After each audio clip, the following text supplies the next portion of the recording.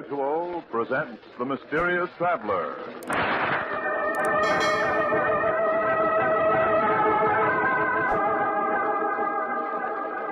This is The Mysterious Traveler, inviting you to join me on another journey into the realm of the strange and the terrifying. I hope you will enjoy the trip, that it will thrill you a little and chill you a little. So settle back, get a good grip on your nerves, and be comfortable, if you can.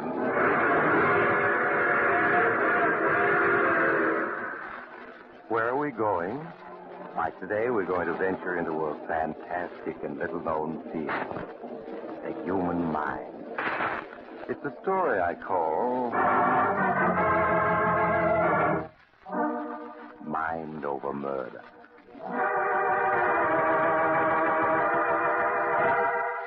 On a stretch of green lawn, at the top of high cliffs looking over the Atlantic Ocean, the great Ricardo, who claims to be the world's greatest mind reader, is practicing his art.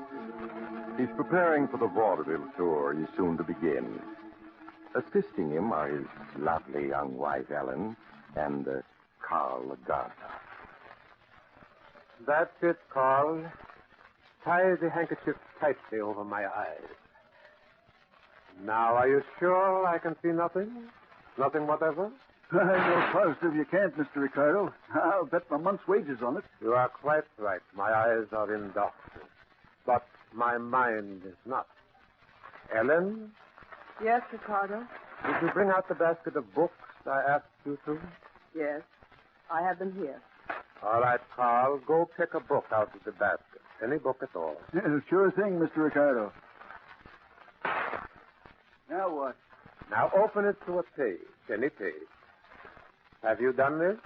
Yeah? Good. Now concentrate on the book. Think about the title and the number of the page. Think about it now.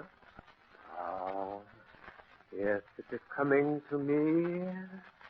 The title is Murder by Expert, and the page, you have opened it to page 27. That's right, Mr. Ricardo. Gosh, I don't know how you do it. It is very simple, Carl. With the eyes of my mind, I read your thoughts. Now, I want to try something else. Ellen, Yes, Ricardo. sit in the wicker chair over here on my right. Turn your back to both me and Carl. You aren't going to... Please do not argue. Do as I say.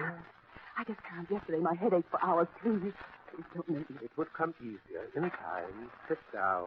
All right. And make your mind free of all thoughts. Yes. I want you to look with your mind into Carl and to read there what his eyes see on the page before him. Must I read? I have said that you must. All right. I'll try. Now, Carl, Yes, Mr. Ricardo? take another book, open it to the first page of a story, and concentrate on it. Right. I get you. Now, Ellen, read the page at which Carl is looking. I command you, by the powers of the mind, read. My head hurts so. It's so little going to split. Read. I see something. Words, title, vision, judgment, by H. G. Wells. Continue. Read. No, I can't make it out. It's all blurred. I can't see anything clearly. Oh, my head. Carl, was she correct? Yes. Well, that's all I want to know. You can leave now. Okay, Mr. Ricardo. The roses need watering. I better tend to them right away. Yes, right away. That's the innocent. He's afraid of me. How do you feel, Ellen? My head hurts.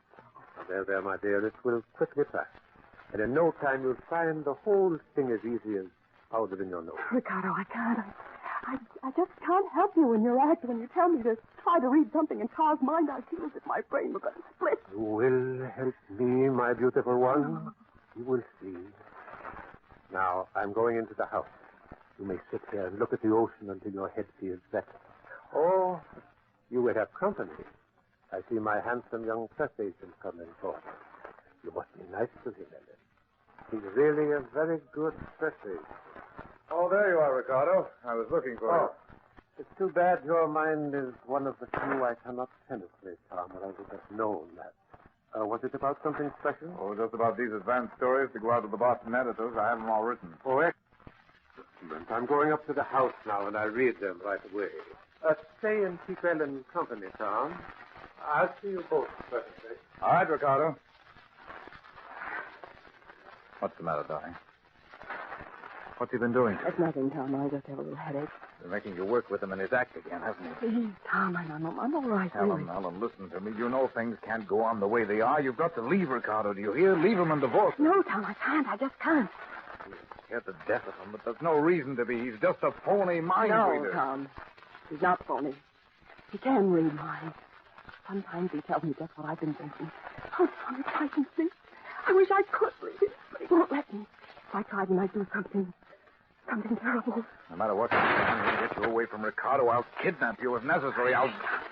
Here he comes back. Ah, well, I'm glad to see you're feeling better, Helen. Is it Tom who has put that sparkle in your eye and that flush in your cheek? Of course not. I would not like it if I thought so. I should be very angry if my beloved had eyes for anyone but me. But of course, you haven't, have you, Ellen? No.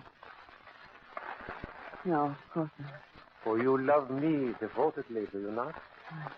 I love you. Devotedly. You always will in this world and in the next. I always will. In this world and the next. You see, Tom? You see why I dare leave my lovely Ellen alone with you? I have perfect faith in her. When we start our tour week after next, I will be quite busy much of the time, and I hope you won't mind keeping Ellen from being lonely. I'm sure the trip won't bore you. I expect it to be most entertaining.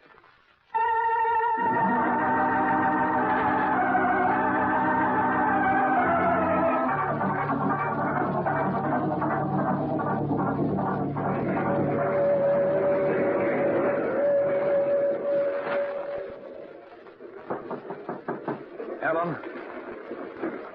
Tom, come in. Ellen, the train's just coming into Bridgeville. Ricardo's still in the diner. Are you ready? Yes, I just thought of putting on my hat and coat. I didn't pack anything because you said not to, but... Oh, Tom, I'm frightened. Ellen, you've got to get hold of yourself. Ricardo's not superhuman. No, sometimes I think he is, Tom. I'm positive that he knows everything we think. He's just playing with us. He seems so amused ever since the tour started. He seems to have been deliberately throwing us together just to see what happens. Stop worrying. In a minute, you'll be through with him forever. The bus for Chicago leaving Bridgeville 5 minutes after we get off. In Chicago, you can stay with my mother until you can get a divorce. Then you're going to marry me. Tom, I'm afraid. Listen. That's the whistle for Bridgeville. We're going for the station. Quick, get your coat. All right, Tom, tell me what it is. Here, I'll give you a hand here. You got it on? Ricardo! Yes, my dear. I was worrying about your headache, so I left my lunch to come and see how you were. Well, I'm feeling a little better. I was going to take a walk on the platform and get some fresh air. Yes, I see you have your coat on. Oh, but alas, we only stopped for a minute. Hardly long enough for a walk. No, I suppose not. So this is Bridgeville. The pretty town. On the main bus route to Chicago, I understand. Is it? Someday I shall show you Chicago, Ellen. You'd like that, wouldn't you? Yes. I would like that. Ricardo, stop torturing. Torturing? Ellen? Why, Tom, what a curious idea. I would give my life for Ellen. And she for me, wouldn't you, darling? Yes. I'd give my life to you. To most people, that is an empty phrase, but Ellen means it. I will prove it to you, Tom. I'm not interested. Oh, but you are. Ellen, my love. Yes. Ricardo? Ellen, I'm taking a revolver from my pocket. Here, now you take it from me. Yes. Ricardo. What are you up to? Point the revolver at your heart, my dear, and pull the trigger. Yes. Ricardo. Ellen, stop! Stop! No, Tom. Let go of my wrist. You shall not interfere. Oh. Ellen, pull the trigger. Yes. I'll pull it. Ellen, you... Nothing happened. No, of course not. The gun was empty. But Ellen didn't know that, did you, my darling? No. I didn't know And that. so she would have died just because I asked her to.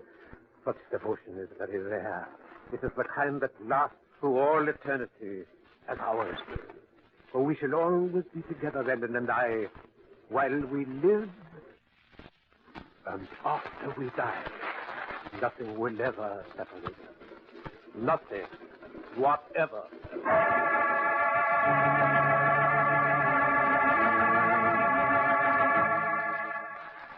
And so the great Ricardo's triumphal tour continued. Newspaper stories told of his amazing feats, and of the feats almost as marvelous performed at his direction by his pale and lovely wife. Twice Tom urged Ellen to flee with him, but both times Ricardo appeared upon the scene, smiling as though knowing every word that had been said. So at last Tom changed his tactics. Waiting until one evening when Ricardo was in the midst of his performance, concentrating on holding a great audience spellbound. And now, ladies and gentlemen, someone among you is thinking of the initials E.N. Somebody quite close to me. Tom listened for a moment, but he was quite sure that Ricardo's attention was fully absorbed. Then he left his place in the wings and slipped swiftly backstage to knock on a door marked with a gold star. Ellen, Oh, yes, Tom. I want to talk to you. You shouldn't be here, Tom. If Ricardo Never mind comes- Ricardo. Put on your coat. My coat. But the performance won't be over for half an hour. Ellen. Ellen, I've got a plan to fool Ricardo. Will you trust me? If he catches us, he might kill you. If there's one time he's not going to be clever enough. Just put on your coat and come along without asking any questions.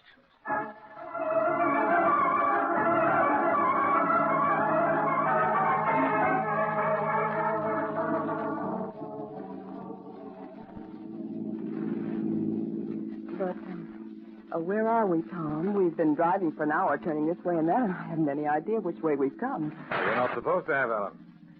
Don't you see, if you don't know where you are, Ricardo can never know either, even if he can make contact with your mind from this distance. I never thought of that. But I did.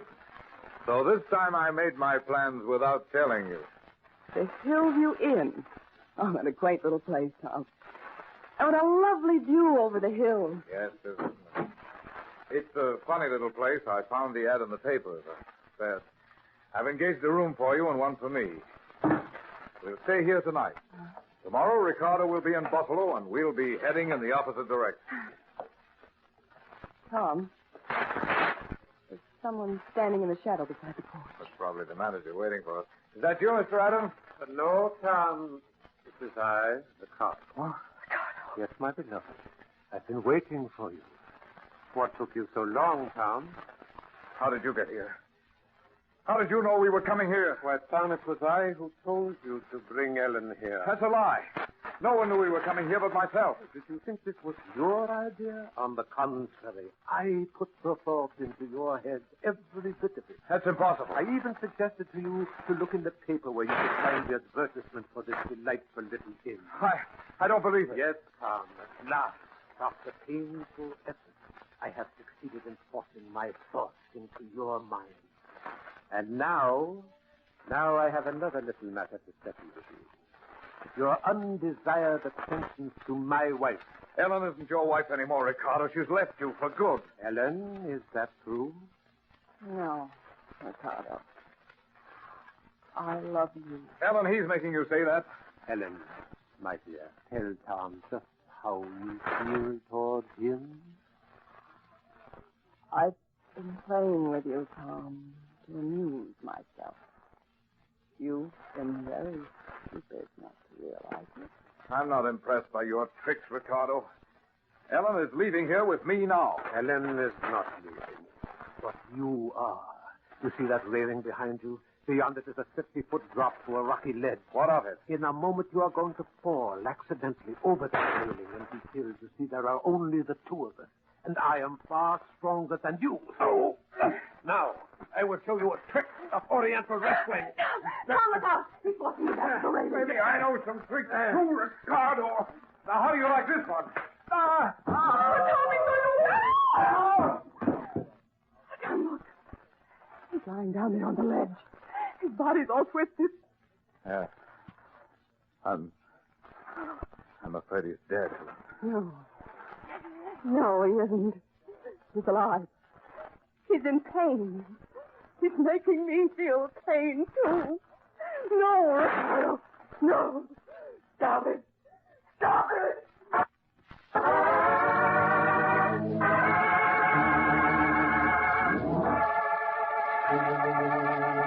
No, the great Ricardo, mind reader extraordinary, was not dead. For weeks afterwards, he hovered on the borderline between life and death. And then, as if pulling himself back to life by the sheer strength of his will, he slowly won his fight. But though he lived, his fall had paralyzed his body, leaving only his mind truly alive. He lay in a hospital bed, still breathing, but unable to move, to speak, or even to open his eyes. So he's definitely going to live. There's no longer any doubt of it. It's almost a miracle. I didn't think any man could survive such an injury. He wouldn't let himself die. Well, most of us want to live, I've discovered. I mean, he deliberately refused to die. He kept saying to himself, I will not die. I will not die. You could hear him? But he's paralyzed. He can't speak. I could hear his voice in my mind. Oh, I see. Yes, he's going to live. But he'll never move, nor speak, nor see again. Yes, he knows that. I beg your pardon? Ricardo knows that he'll never recover. He wants to go home. I have to take him there. I will look after him. Ellen, you I can't. have to. Tom, don't you see? I'm his prisoner again. A prisoner of his mind. And this time I'll never escape.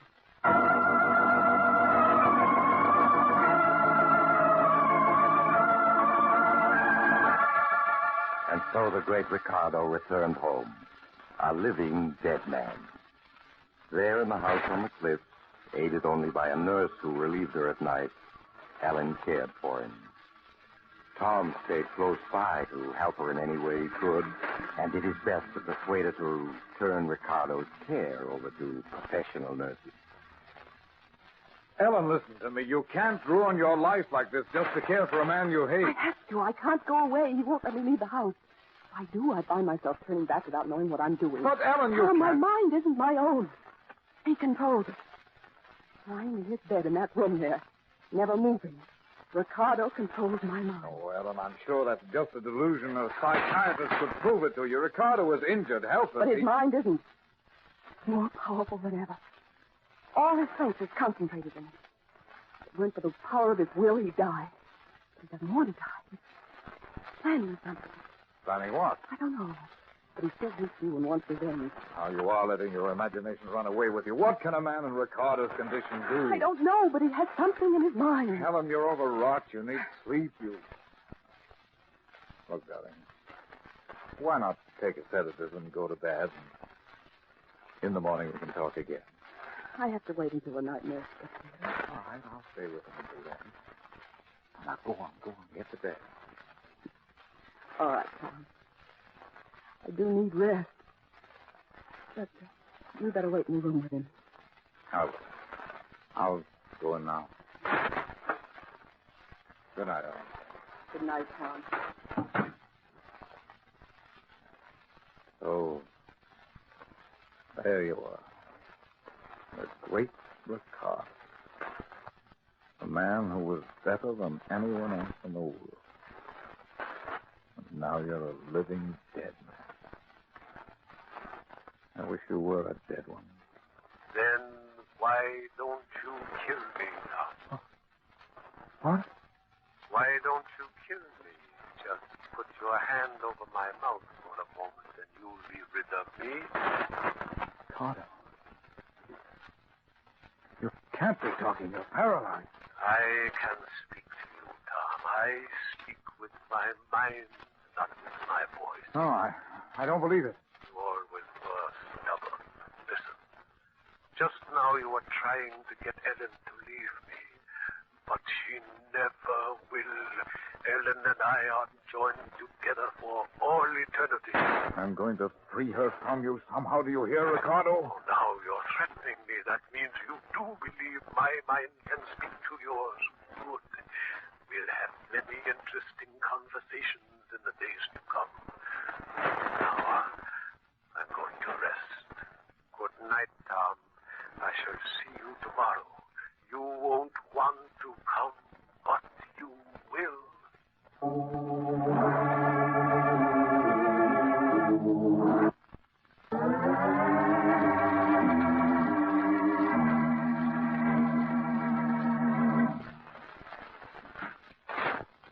Ah, Tom. It is good of you to pay me another visit. I was hoping you would come today. In fact, I might say I was willing it, and you came. So it's true. I was trying to convince myself I'd imagined this. Stubborn, stupid Tom, always fighting against the inevitable. You tried to stay away today, didn't you? But you couldn't. No, I couldn't. And you're convinced now you're not suffering from an illusion. All right. Not a delusion. So what, Ricardo? I have some interesting information for you. But first, sit down. I think I'll stand. Sit down. I won't. You see, you are seated. Are you? Yes, I forced you to seat yourself because my mind has established control over your mind. So sit quietly and hear what I have to say. All right. What is this information of yours? I am dying. You don't think that makes me sorry, do you? Doctors do not know it, but my heart is weakening. If I relaxed my willpower for an instant, I would go out like a candle in the wind. Sooner the better. Perhaps so. I had great plans, but no matter. In your mind now I read the thought Ellen will be free, but you are wrong. Ellen is coming with me. What do you mean? What do you mean, coming with you? I have said that we would be together in life and in death, and so we shall. Ellen and I will die together. Devil, if I thought you could hurt Ellen, I'd kill you myself. No, Tom, you won't kill me. You are going to kill Ellen. No, that's impossible. There is a drawer in that table beside you. Open it. No. Open it. No. You. In the drawer is my revolver. Pick it up. No. Pick it up. Yeah. Well, With that gun, you are going to shoot Ellen. You will be executed for it as a murderer, and thus I will have my revenge. Because we shall die almost at the same instant, my soul and Ellen's will be forever joined. no. You can't force me to hurt Ellen. That's one thing you can't do. Stand up. No, you. There. You see, my mind does control yours. Though I lie here helpless, but I command you must do. I'll shoot you instead. You see, you cannot even lift the gun.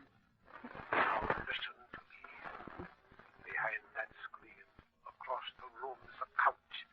There Ellen lies asleep at my orders. You will walk over there. You will point the gun at her forehead, and you will pull the trigger. You can't make me do that. Walk, Tom. No, I. Keep on. None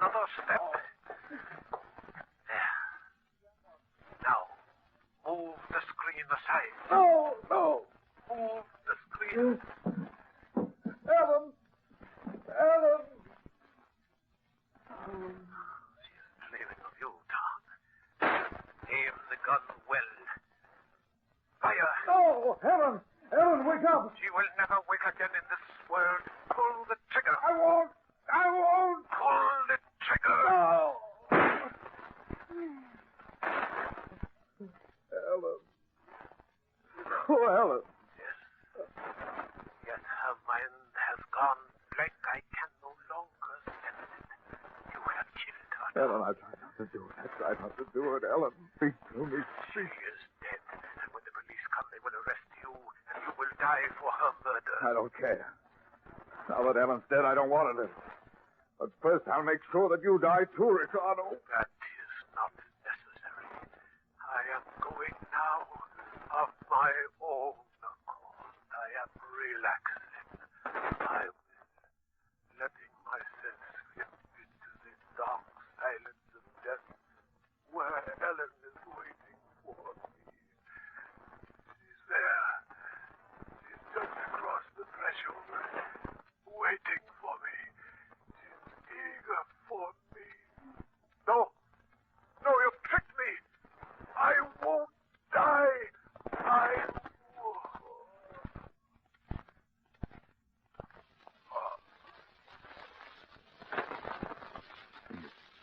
Dead. Dead. Huh? Tom, Ellen. where are you? Ellen. Tom, what's happened? My head is... That's so strange. Oh, Ellen, my darling, you're not dead. But I shot you. I thought I killed you. Huh? Killed you? Yes, but I didn't. I only wounded you. Scalp wound. Oh, I don't understand, Thomas. Where's Ricardo? Strangest feeling that he's gone. He is gone. He's gone. Oh, I see it all now. I thought I'd killed you. Because I thought so, Ricardo thought so, too. But I was wrong. And because I was wrong, he was wrong, too. No. He's dead? Yes, Helen. Free of him forever. Ricardo made a mistake and let himself die, believing that you were already dead. Oh, yes, my darling. This time he's gone for good. Ricardo was clever. But in the end, he outwitted himself.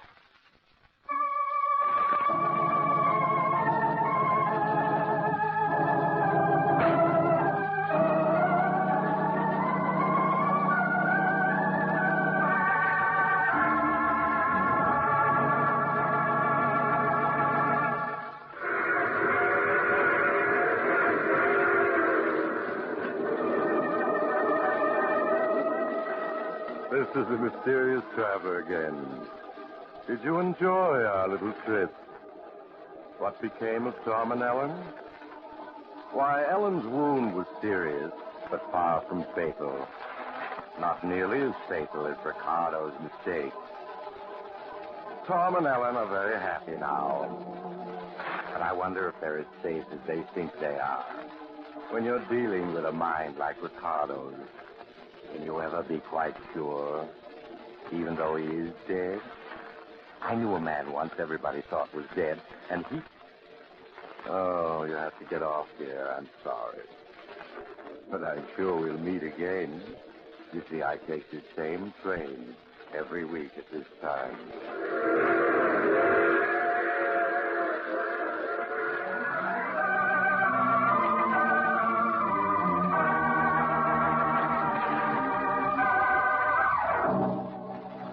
You have just heard The Mysterious Traveler, a series of dramas of the strange and terrifying.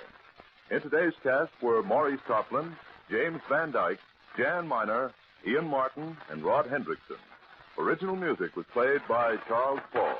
The Mysterious Traveler is written, produced, and directed by Bob Arthur and David Cogan.